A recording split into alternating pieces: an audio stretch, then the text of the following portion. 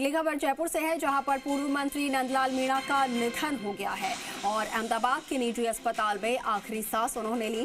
राजस्व मंत्री हेमंत मीणा के पिता थे नंदलाल मीणा और राजस्थान सरकार में 4 बार मंत्री भी रह चुके थे, सांसद भी रह चुके थे और इसके साथ ही आदिवासी समुदाय के मुख्य धारा में लाने के लिए आखिर तक उन्होंने संघर्ष किया था। तो दुखद खबर सामने आ रही है जयपुर से, जहां पर पूर्व मंत्री नंदलाल मीणा का दुखद निधन हो गया है। अहमदाबाद के निजी अस्पताल में उन्होंने आखिरी सांस ली और राजस्व मंत्री हेमंत मीणा के पिता थे नंदलाल मीणा, जो कि कई बार सरकार में मंत्री रह चुके थे। सांसद के तौर पर उन्होंने सेवाएं दी और सहयोगी हितेश उपाध्याय हमारे साथ फोन लाइन पर हैं।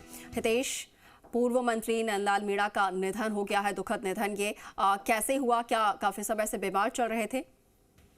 बिल्कुल, मैं बताना चाहूंगा कि नंदलाल मीणा जो कि पूर्व मंत्री रहे हैं और अभी तत्कालीन में जो हेमंत मीणा उनके पिता नंदलाल मीणा हैं, ये लंबे समय से बीमार चल रहे थे और लंबे समय से अहमदाबाद के एक निजी हॉस्पिटल में इनका उपचार जारी था। लेकिन आज करीब 1 बजे सूचना मिली है कि नंदलाल मीणा जिन्होंने वहां पर एक निजी अस्पताल में आखिरी सांस ली है। नंदलाल मीणा लंबे समय से, क्योंकि प्रतापगढ़ जिले में पूरे आदिवासी बेल्ट में एक बड़ा नाम था, क्योंकि प्रतापगढ़ में करीब 35 साल तक 7 बार विधायक रहे हैं और 1 बार सांसद भी रह चुके हैं। जी बिल्कुल। हितेश, उनका राजनीतिक जीवन की अगर उनकी बात करें, उनका राजनीतिक जीवन कैसा रहा? क्योंकि बताया जाता है कि आदिवासी समुदाय के लिए भी उन्होंने आखिरी वक्त तक संघर्ष किया था।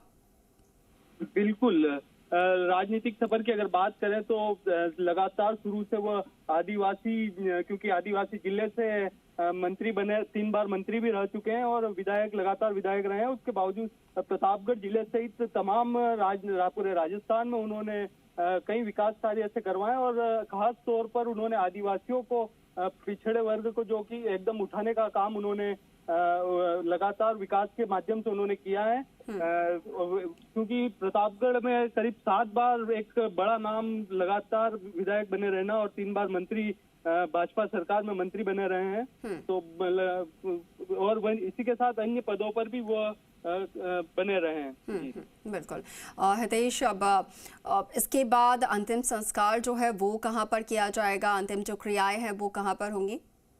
बिल्कुल, अभी तक ऑफिशियली इस बारे में कोई घोषणा नहीं हुई है, लेकिन अंतिम जो प्रक्रिया है उनकी प्रतापगढ़ के अम्मा माता, जो उनका निजी आवास है, वहीं अम्मा माता गांव में बताया जा रहा है कि वहीं पर सारी प्रक्रिया, अंतिम प्रक्रियाएं की जाएगी। ठीक है, शुक्रिया आपका हितेश जानकारी साझा करने के लिए।